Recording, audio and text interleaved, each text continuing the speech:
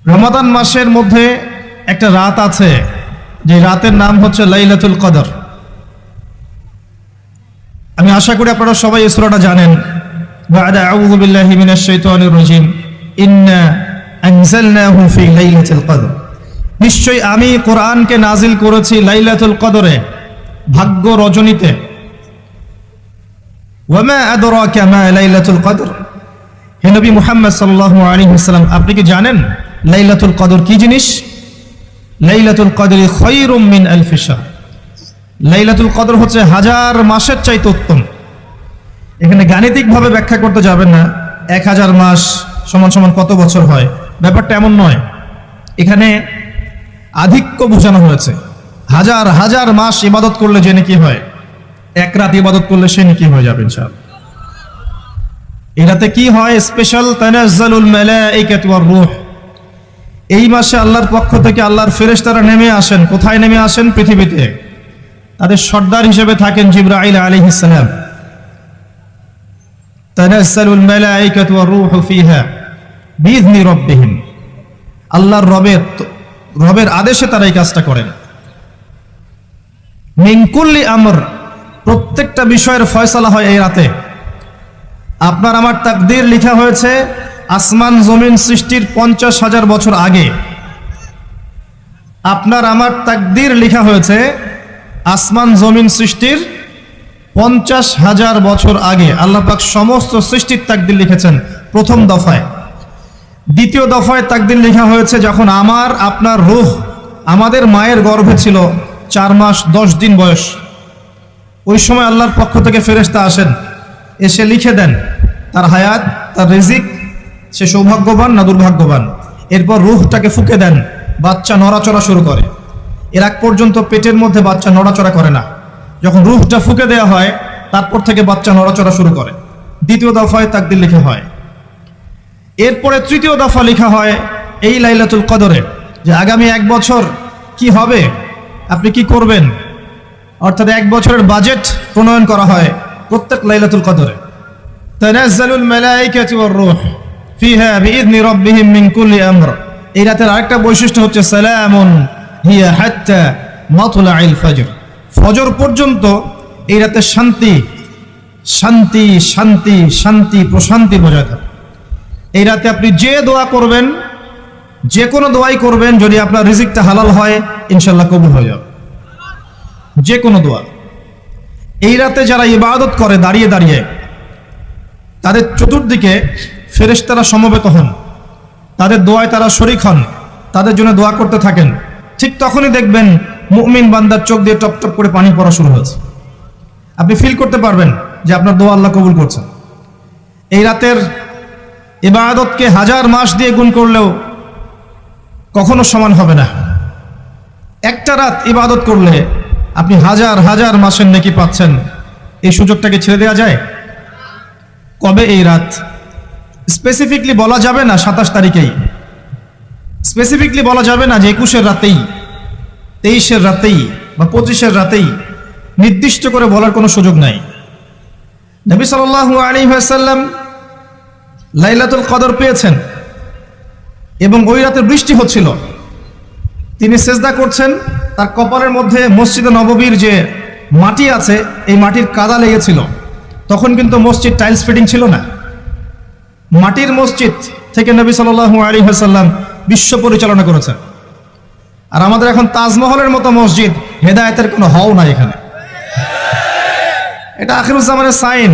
মসজিদগুলো হবে চাকচিক্যময়, হেদায়েত শূন্য। হাদিস একদম স্পষ্ট আছে, মসজিদ হবে চাকচিক্যময় কিন্তু হেদায়েত শূন্য। ইভেন দেখবেন নামাজ পড়ছে মুসল্লি, পাশে হই হুল্লা করছে। দিনের কথা আলোচনা হলে বা নামাজ পড়লে, কেউ কোরআন তেলাওয়াত করলে আদবের সাথে যে পাশে শোরগোল করতে হয় না, এটাও এখন বুঝাতে হয়। বুঝাতে গিয়ে যদি আপনি এই আয়াত তেলাওয়াত করেন, লাহুম কুলুবুন লা ইয়াফকাহুনা বিহা, কিছু মানুষকে আল্লাহ পাক কলব দিয়েছেন বোঝে না। ওয়া লাহুম আযানুন লা ইয়াসমাউনা বিহা, কিছু মানুষকে আল্লাহ পাক কান দিয়েছেন শোনে না। ওয়া লাহুম আ'য়ুনুন লা ইবসিরুনা বিহা, কিছু মানুষকে আল্লাহ পাক চোখ দিয়েছেন দেখে না। উলাইকা কাল আনআম, এরা আনআমের মতো। বাল হুম আদাল, বরং তার চাইতেও নিকৃষ্ট। তখন কিছু মানুষের ইগোতে লেগে যায়। আচরণ কিন্তু এমনই। কোরআন যেখানে তেলাওয়াত করা হচ্ছে, নবীর হাদিসের কথা বলা হচ্ছে, সেখানে উঁচু স্বরে কথা বলা জায়েজ নেই। নামাজ পড়ছে একজন ব্যক্তি, সে আল্লাহর সাথে সরাসরি কথা বলছে, তার পাশে কথা বলা জায়েজ নেই। এমনকি নামাজরত ব্যক্তির পাশে কোরআন তেলাওয়াত করাও জায়েজ নেই। আমি কথা কি বুঝতে পারছেন? একজন ব্যক্তি নামাজে দাঁড়িয়েছে, আল্লাহর সাথে কথা বলছে, পাশে আপনি কোরআন তেলাওয়াত করতে পারবেন না জোরে জোরে। মনে মনে করতে হবে, করতে চাইলে মনে মনে করতে হবে। অনেক সময় মসজিদের ভিতরে দেখবেন নামাজ পড়া হচ্ছে, শোরগোল করছে। নবী সাল্লাল্লাহু আলাইহি ওয়াসাল্লাম বলেছিলেন, আখিরুজ্জামানে, তিরমিজিতে আছে হাদিসটা, আখিরুজ্জামানে ইসলামের নামটুকু থাকবে, ইসলামের প্রকৃত বিষয়গুলো থাকবে না। কোরআনের মাসহাফ থাকবে, যে মাসহাফ, কোরআনের মাসহাফটা থাকবে, এর শিক্ষাগুলো থাকবে না। মসজিদগুলো হবে চাকচিক্যময়, কিন্তু মসজিদ হবে হেদায়েত শূন্য। আর চতুর্থ লাইনটা আরো ভয়ঙ্কর। 4 নম্বর লাইনে গিয়ে নবীজি বলেছেন সাল্লাল্লাহু আলাইহি ওয়াসাল্লাম, আসমানের নিচে, জমিনের উপরে আল্লাহর সবচেয়ে নিকৃষ্ট সৃষ্টি হবেন এক শ্রেণীর আলেম, যাদের থেকে ফিতনা ছড়াবে এবং তাদের দিকেই ফিতনা ফিরে আসবে। তিরমিজির মধ্যে হাদিসটা আছে, যে কোনো আলেমকে জিজ্ঞাসা করে এটা কোন শ্রেণীর আলেম, এটা বোঝার জন্য আপনার পিএইচডি করার দরকার নাই। যারা দিনকে দুনিয়ার বিনিময়ে বিক্রি করেছে, তারাই সেই শ্রেণীর আলেম। যারা সত্য কথা বলতে ভয় পেয়েছে, তারাই সেই শ্রেণীর আলেম। যারা সত্যকে মিথ্যার সাথে মিশ্রিত করেছে, তারাই সেই শ্রেণীর আলেম। এবং যারা ইসলামের নামে উম্মাকে শতদা বিভক্ত করে দিয়েছে, এরাই সেই শ্রেণীর আলেম। নবী করিম সাল্লাল্লাহু আলাইহি ওয়াসাল্লাম বলেছেন, লাইলাতুল কদর আমি পেয়েছি, কপালে কাদামাটি ছিল, বৃষ্টি হচ্ছিল, তার মানে ওই রাতে বৃষ্টি হতে পারে, ওই রাতে বৃষ্টি হতে পারে। লাইলাতুল কদরের আলামত, রাতের বেলা বৃষ্টি হতে পারে।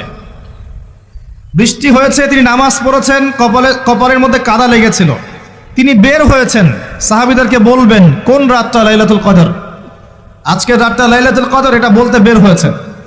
বের হয়ে দেখছেন দুজন মুসলিম আপোষে ঝগড়া করছে। লিসেন টু মি, দুজন মুসলিম আপোষে ঝগড়া করছে। আমরা বলি না যে মুসলিমদের মাঝে ইখতিলাফগুলো রহমত, আমরা বলি না?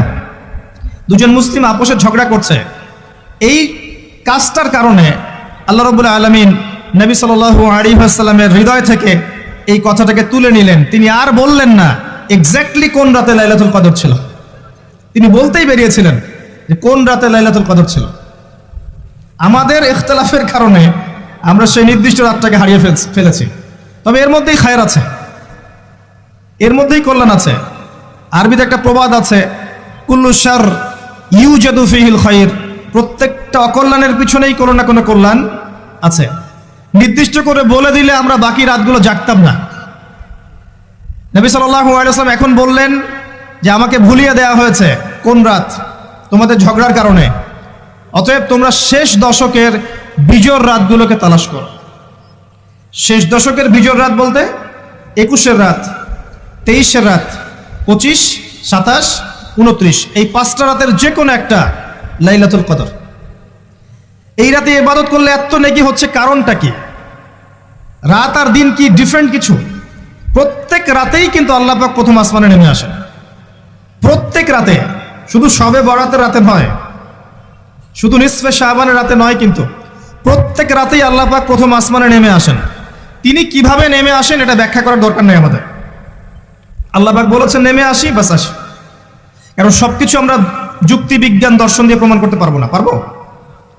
সায়েন্সকে জিজ্ঞাসা করেন যে স্বপ্নের ব্যাখ্যা কি, ঘুম কাকে বলে, আত্মা কাকে বলে, আত্মা কঠিন না তরল না বায়বীয়, পারবে সায়েন্স ব্যাখ্যা করতে?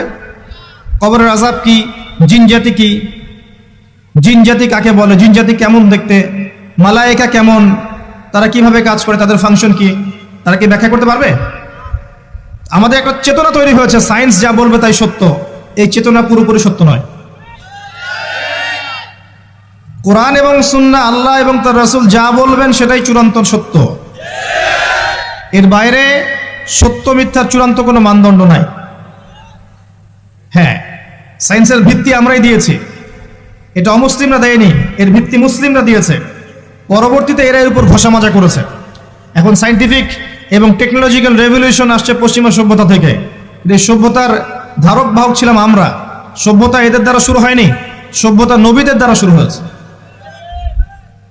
তো সবকিছু সায়েন্স দিয়ে ব্যাখ্যা করা যাবে এমন নয়, কারণ সায়েন্সের সীমাবদ্ধতা আছে, আল্লাহর জ্ঞানের কোনো সীমাবদ্ধতা নাই।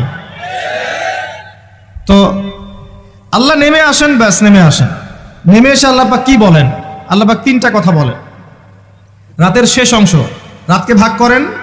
যদি 6টার সময় রাত শুরু হয়, রাত কিন্তু রাত 12টায় শুরু হয় না, সূর্য ডুবে গেলেই রাত শুরু হয়, এটাই ইসলাম। এখন 6টা থেকে আপনি এই 5টা পর্যন্ত সময়টাকে 3 ভাগে ভাগ করেন। শেষের অংশ ধরে নেন যে 1টা থেকে 5টা, কথার কথা আমি এস্টিমেট করলাম, এই সময়টুকুতে আল্লাহ রাব্বুল আলামিন কাছে নেমে আসেন প্রথম আসমানে, অর্থাৎ তার রহমত নিকটবর্তী হয় এবং তিনি আহ্বান করতে থাকেন 3টা জিনিস। 1, কে আছো? আমার কাছে কিছু চাইবে, যা চাইবে আমি তাই দিব। 2, কে আছো? আমার কাছে ক্ষমা চাইবে, আমি তোমাকে মাফ করে দেব।